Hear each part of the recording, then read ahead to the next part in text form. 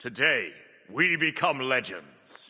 Hey, my name's Inter, and welcome back to the channel for some Smite 2 Closed Alpha 6 data mining. That's right, we're back covering data mining, as always with this data mining, as I would do with all of my previous videos. This information can be very incomplete and can be very inaccurate. Some of it can be right, some of it can be wrong, so take everything that's in this post with a grain of salt. It may be incomplete or entirely inaccurate, but it does give us a general idea of what's coming down the pipeline, sort of further out than what, for example, the Titan Talks would do. But as always, the Titan Talks will take precedence over that. They are official information. This data mining is not, but we have some information on like Conquest maps and talents and all that kind of stuff, so let's just jump right in. So first up, we've got a crap load of skins that are going to be coming to the game, you know, not anytime soon, I wouldn't think. At least January is probably the earliest we're going to start sort of looking at getting any of these skins in the game, but these are a lot of like cross-gen skins or like completely new Smite 2 skins. And there's some models here as well for Sol, Susano, Bacchus, a bunch of different skins, Hercules as well. Moving into general stuff though, daily quests and weekly quests are going to be added soon according to this data mining, which is pretty cool. They're going to be shown in the main menu with current progress. There's going to be stuff like damage dealt, stealth seconds, kill minions, minotaurs destroyed, time and grass. This one sounds terrible. Hopefully this doesn't actually make it. With any of these quests, you don't want to promote bad gameplay, and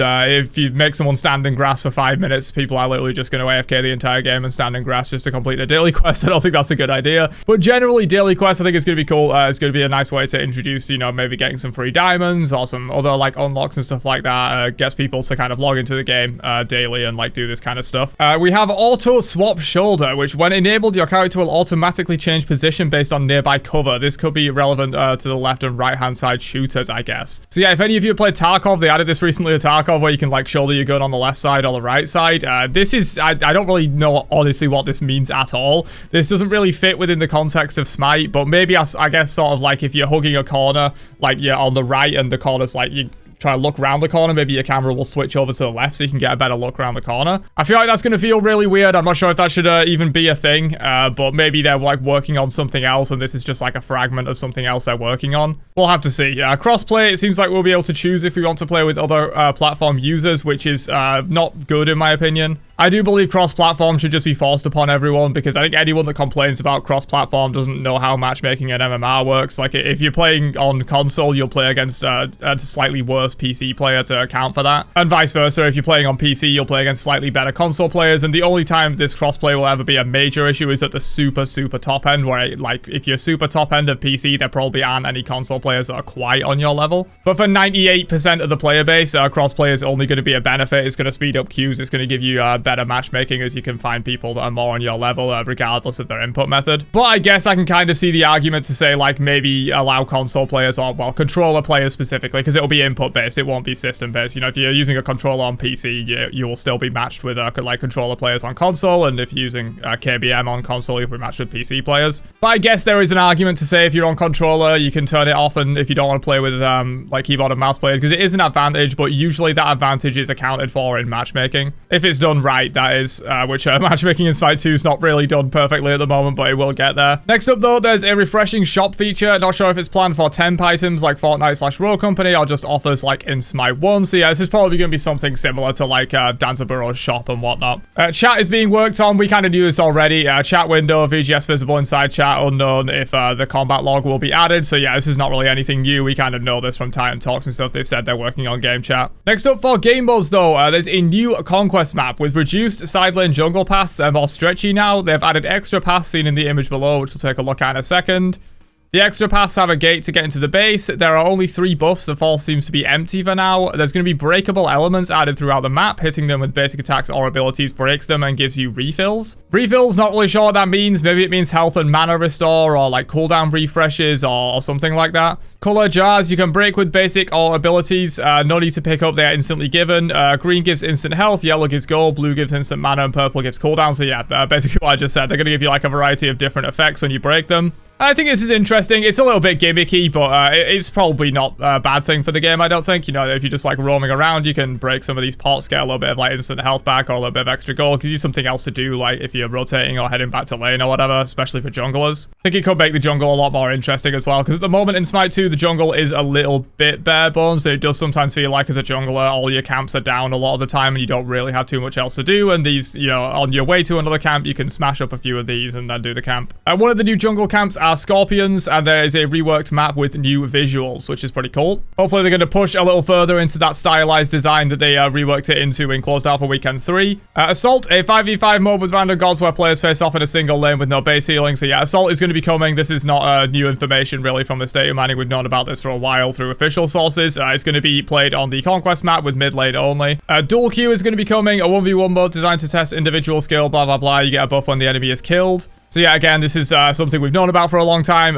Joust is coming, therefore, of course, Duel is coming. There's a very dedicated community. Even though it's relatively small compared to the larger Smite community, there's a very dedicated Duel community. They do want to get that in there. Joust is coming as well. We knew this, but there might be some more additional information in the data mining here. So a blockout map is below. Joust is being made with the Arthurian art style. And I won't say anything more on the art style of the Joust map. We have seen it. It looks absolutely godlike, dude. When they do eventually show this, I think it's going to be super exciting for people, because the art of Joust looks absolutely incredible. I really hate Joust, but it makes me want to play it just because the Arthurian art style looks so good. I'll say no more on that, though. There's going to be an NPC ballista. The game mode has a bar that is filled during time and god kills. Enemy towers are disabled once the bar is filled, so it's sort of like BDK, but, you know, you're just going to be filling up a bar as you do other things throughout the map, and then it'll activate the BDK effect. There's going to be 3 buff types. Purple buff seems to have multiple creatures. It fills with time. If it's full, then it will keep spawning creatures until it's empty. So I guess purple buff is going to be sort of reworked to where it's like a load of small creatures and they slowly build up over time. Maybe you get a stronger buff if there's more creatures or something.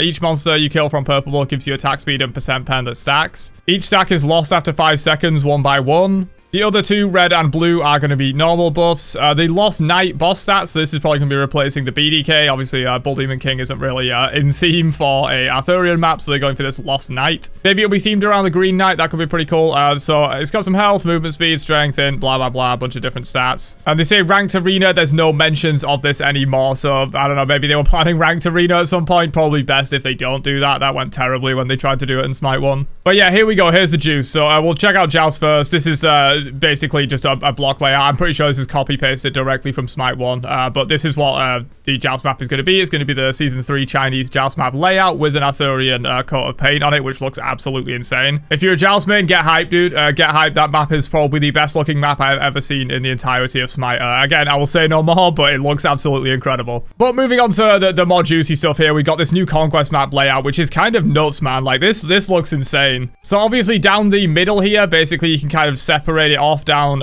each of the sides of the lanes, and it looks like a relatively normal Conquest map. They've made some adjustments to geometry, like red buff is on Fire Giant side, right? So this will probably be red buff, so they've moved red buff closer into mid lane, which is good. It was really awkward for mid laners to go do that or go pick it up or whatever. Back camp seems to be roughly the same. This is probably still blue buff. Maybe they'll change a couple of things around mid lane. Speed buff has been pulled backwards into the map, very similar to what they did in Smite 1. Make it a little bit safer, a little bit easier to just come directly out of base, grab your speed buff, maybe along with your back camps that are going to be here now, and then back camps are going to be where speed buff currently is, which I think is good. It'll probably just make rotations a little bit easier. Generally, it's nicer when you can just come out of base, immediately get your speed, and then have that to rotate to your other camps rather than having to run all the way out to almost like Gold Fury Pit just to get your speed buff. But then the main juice here, obviously, as you've probably seen, is that they've basically added extra bits to the side jungle that are going to connect to the base. So if you want to, you can come out from like behind your left Phoenix into the side jungle, and you can come all the way up if you want to, all the way up into like the enemy side jungle over here, or like into the regular side jungle. So this looks kind of insane. I said there's space for 4 camps, so probably one here, one here, one here, and one here will be the looks of it. He said there was 3 buffs at the moment. 4th one is empty. This one looks like a major buff camp, or some kind of major camp at least, and then maybe these 3 smaller ones will either house like the urns that they were talking about, where you can break them for different benefits, or maybe they'll just house like standard like RPXP camps, or some other kind of camp like that that's relatively small. But yeah, these side jungles are super interesting, man. Side jungles is something I've been calling for in Smite 1 for like the longest time. I think it was really cool when we had those back in the day. And what they currently are doing in Smite 1 with the side jungles on like current patches really isn't it, in my opinion. Like, it's not even a side jungle at all, really.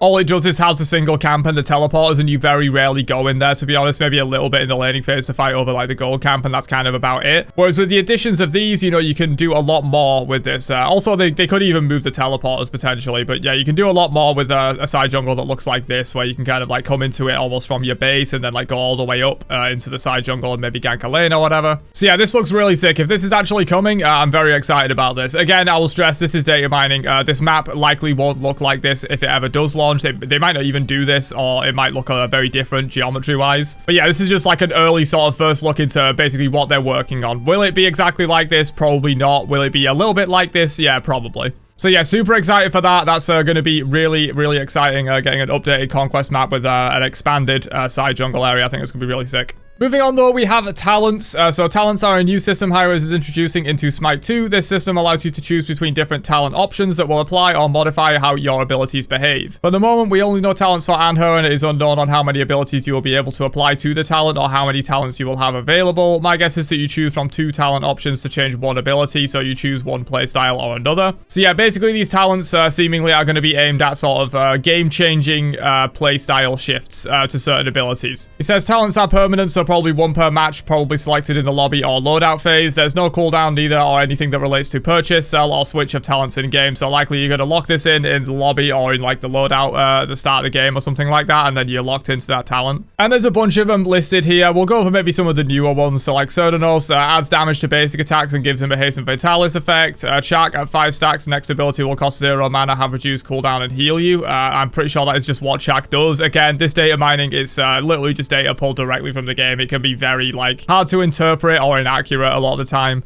Danzaburo gets one where his clones are better, so the guys that are building full int Danzaburo and throwing my games, maybe you can take this talent and it'll go better for you.